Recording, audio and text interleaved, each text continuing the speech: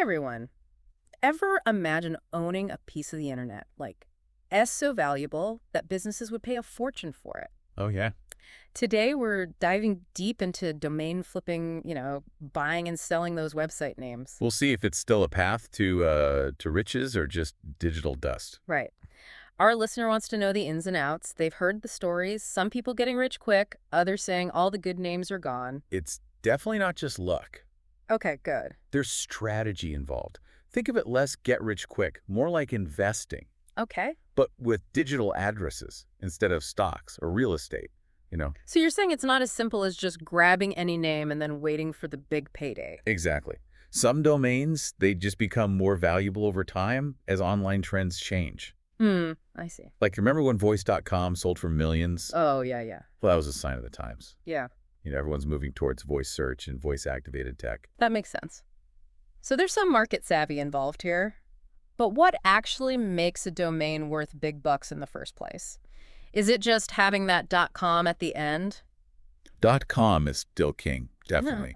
It's what people are used to. It's got that history. Right. But other extensions, they have value too, Okay. especially as new technology comes out. That's true. A .tech domain, that might be perfect for a new startup. Uh-huh. Or a .shop is, like, tailor-made for e-commerce. Yeah, it's like choosing the right neighborhood. .com is like downtown. Yeah, But there are those up-and-coming districts, too. exactly. Exactly. Okay. But besides just the extension, what about the name itself? That's where it gets really interesting. Okay. Think about brands that everyone knows. Apple, Google, Amazon. Yeah. They're short, memorable. They make you think of their products. Right. That's the kind of brandability you want in a good domain name. That makes sense. You wouldn't want some clunky, forgettable website address. So, one-word domains, those got to be the gold standard then, right? They are highly sought after, Yeah. but actually not always the most valuable. Oh. Because one-word domain like shoes.com, Okay. it's great, but it's also super broad. Yeah. Something more targeted, like running shoes.shop, that could be way more valuable to the right buyer. So you niche down, you become the expert in a specific digital district, like you were saying. What are some other examples of domains that have brought in the big bucks? Our listeners are probably looking for some inspiration here. Well, careinsurance.com, that sold for almost $50 million Wow. back in 2010. Highly relevant keywords, massive industry, so it makes sense, right? Yeah. Insurance, that is a huge industry. Yeah. Any other, mind-blowing example? Oh, business.com, that's a classic. Okay.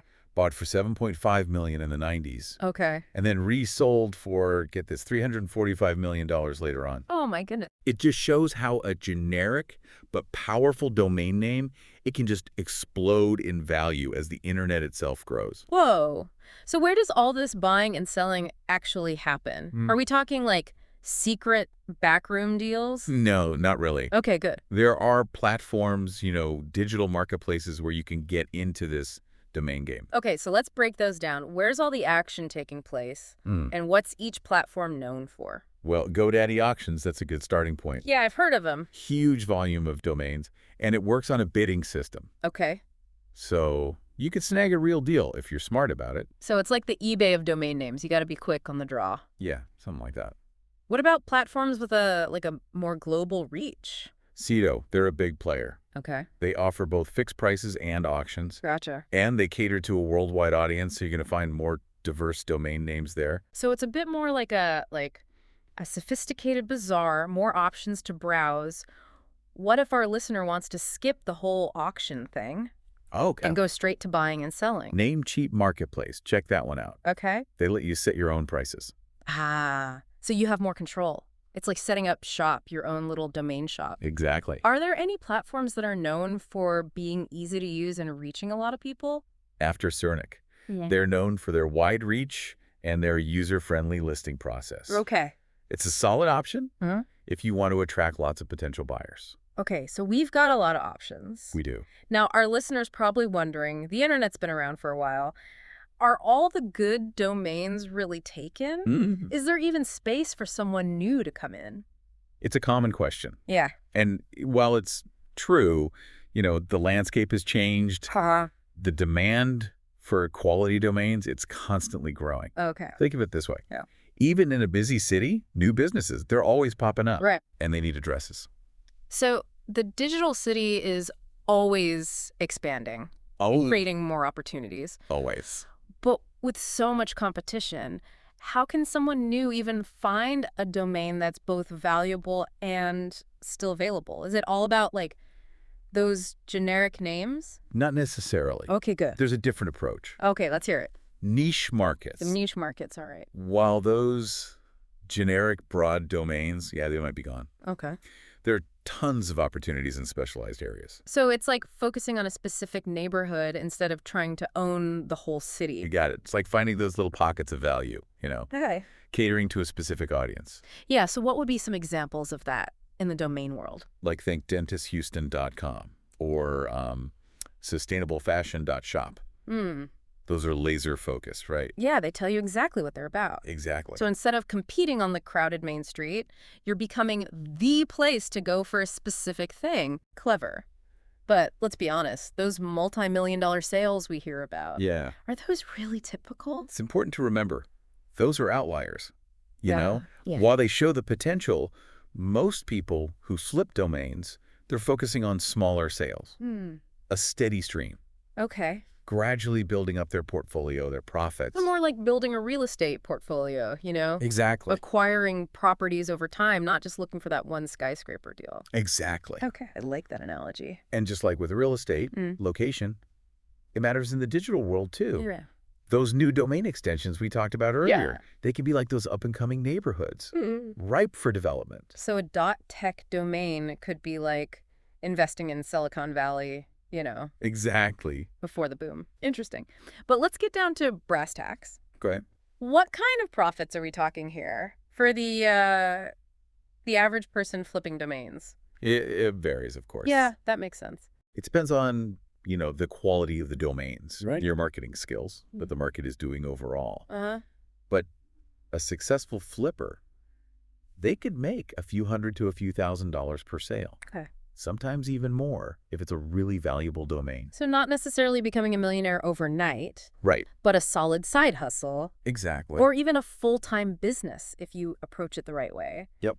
What are some other things that can bump up a domain's value? We talked extensions, but what about the name itself? Brandability is key. Okay. You want a catchy, memorable name, Yeah. easy to associate with a product or service. Right. That's gold. Like, think about it. You're going to remember a website called bookwormhaven.com way more than buydiscountbooksnow.net. Yeah, Yeah, definitely. It's like a store sign. You want something that draws you in. So shorter domains are generally better then. Usually, yeah. Okay. They're easier to remember, easier to type. Right. But a longer domain, that can still be valuable if it's really relevant and it's got those strong keywords. So it's a balancing act. Concise but descriptive. What about those age domains we hear about? Are they worth all the hype? They can be. Think of it like an antique. Okay. It's got history, Yeah. it's got a story. Search engines like Google, they tend to like older domains, especially if they've had, good content and backlinks. So it's like inheriting a website that's already got a good reputation? Yeah, something like that. Interesting. Are there any other types of domains that are particularly valuable? Expiring domains. Okay. Those can be a gold mine. These are domains that were registered but are about to expire, The owner didn't renew them. It's like finding a hidden treasure that someone left behind. Exactly. But how do you know if an expiring domain is worth grabbing? Research. Okay. You got to look at its history. Yeah. Was it a popular website? Does it have any backlinks? Okay. Is the name relevant to what's trending now? So it's a bit of detective work. It is. You're digging into the domain's past to see if it has a future. Exactly. What kind of tools are there for that kind of research? There are backordering services. Okay. They monitor expiring domains and try to snag them for you when they become available. Oh, wow. And then there are appraisal services. Okay. They can help you estimate a domain's value. So some handy tools for your domain flipping toolbox. But with so many factors, relevance, keywords, brandability, history, Yeah, it can be a bit overwhelming. it can. What's the best way to narrow down the search and find those hidden gems? Understand your target market. Okay. Who are you trying to reach? Yeah. What do they need? What are they interested in? Right. Once you know that, then you can brainstorm domain names that would appeal to them. So it's like any marketing effort. Ex Know your Oh, audience. your audience. Tailor the message. But how do you know if a domain is actually valuable, like before you spend money on it? Research.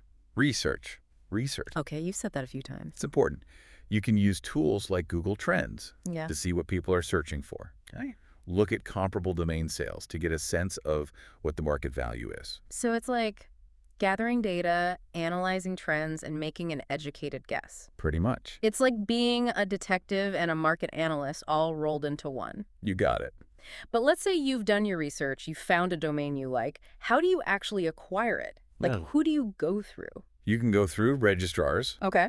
They're like the real estate agents of the domain world. So companies like GoDaddy or Namecheap. Exactly. Okay. Or you can participate in domain options. Oh, right, where you're bidding against other people. Exactly. Got It's that. more fast-paced, more competitive, but you can find some deals. It's like those high-stakes art auctions. Yeah, kinda. You need nerves of steel and a good eye for value. What about those premium domains? The ones that are already owned but maybe could be for sale for the right price. You could try reaching out to the owner directly. Okay. Make them a private offer. So it's like off-market real estate deals. Yeah, exactly. You got to do your research, know what you're willing to pay. Yep. So it's networking, building relationships, being prepared to negotiate.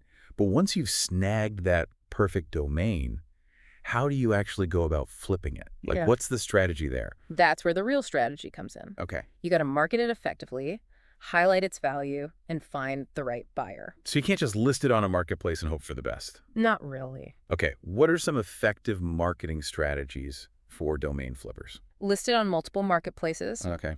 Create a simple website to showcase its potential. Right. Network with potential buyers. Uh-huh. Leverage social media. Get the word out.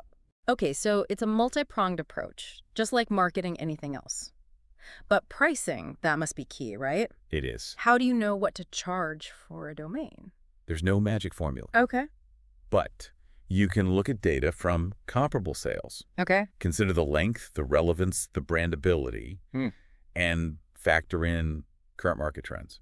So it's a mix of research, market knowledge, and a little gut feeling. But what about negotiation?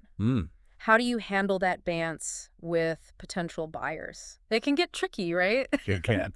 Like trying to anticipate what they're going to do Yeah. and get the best outcome for yourself. Any tips for, negotiating well in the domain world? Preparation is key. Okay. You got to know what your domain is worth. Right. Set a realistic, bottom line for yourself. Okay. And be willing to walk away if the deal isn't good. So you need to be confident, You do. but also Flexible. flexible. Yeah. Open to compromise. Okay. Sometimes a slightly lower price, it can mean a faster sale. Yeah. And that can actually be better in the long run. Right. You know. Makes sense. But even with the best prep, there are always risks with any investment, right? What are some of the things that domain flippers should watch out for? Market volatility. Okay. Domain values, they can go up and down just like anything else. Yeah. What's popular today, it might not be tomorrow. That's true of a lot of things, really. It is. So how do you avoid, getting burned by those market swings? Research, due diligence. Okay, so don't just jump on something because it seems like the hot new thing. Right. Don't be a gambler. Right. You got to look at the long-term data. See what's really driving the demand. Yeah. See if the market's going to last. Okay, so be a savvy investor. What other risks are there? Competition. Right. It's fierce. Yeah, I bet. There are pros out there. They've been doing this forever. They've got lots of money. Yeah. And then there are newcomers all the time trying to get in on the action. So how do you stand out? You got to find your niche. Yeah. Offer something that nobody else has. It's like carving out your own little space in the digital world. Exactly. But besides all that, what about the legal side of things? Are there any legal things that domain flippers need to avoid? Cyber squatting. Okay. That's when you register a domain just to, profit from someone else's trademark. I see. It's illegal. It can get you in real trouble. So no grabbing Nike.net and holding it hostage. Nope. Trademark infringement, too. Right. Even if you're not trying to, take advantage of someone's brand, you can still get in trouble if your name's too similar. Yeah, makes sense. Always do your research. Make sure you're not stepping on anyone's toes. So play by the rules. Respect other people's brands. What about contracts? Hmm. Are those important in all of this? Essential. Okay. A contract protects both the buyer and the seller. Right. It lays out all the terms, the price, the transfer process, everything. So you're not just like crossing your fingers and hoping for the best. Not really. You're putting it all in writing. On paper. Digital paper, but yeah. Right. To avoid problems later. But beyond all the legal stuff, are there ethical things to consider too? Definitely. Okay. Like domain hoarding, for example. Hmm. Registering tons of domains, but you're not going to use them. Mhm. People don't like that. Seen as like stifling competition. So you're not just grabbing land to be a land grabber. Right. You got to be a good steward. What else is there ethically? Transparency. Okay. Be upfront about why you're buying or selling a domain. Right. Don't mislead people. You don't hide information about the history or anything. Okay. Build a good reputation. Be known for honesty. So it's about trust. Building trust in the community. Hmm. With all these legal and ethical things, though, it can get a bit much, can it? It can. Are there resources, like, to help navigate all this? Tons. Okay. Domain appraisal services, they can help you figure out what a domain is worth. Okay. There's legal stuff online, about trademark law, domain registration. And then there are all these online forums and communities Oh, yeah, of course. where you can talk to other flippers, share knowledge, get advice. So tap into the collective wisdom. What would be your, top tip for someone just starting out in domain flipping? Don't get discouraged. Oh, that's a good one. It's competitive out there. Yeah. There's a lot to learn, Uh-huh. but it can be really rewarding. Okay. Start small, do your research, be patient. So slow and steady wins the race. Pretty much, the more you learn, the more you network, the better you'll do. This has been a really interesting look into domain flipping. It has. We've talked about a lot, from the basics to all the legal and ethical stuff. We have. Hopefully our listener feels ready to start their own journey. I hope. They've got the knowledge and the insights they need to succeed. Fingers crossed. Well, it's been a pleasure learning about domain names from you. The pleasure is all mine. And for everyone listening, remember, the digital world is full of possibilities. It is. And with the right approach, you can turn those possibilities into profit. If you can. And with that, we'll wrap up this deep dive. Until next time, happy domain hunting.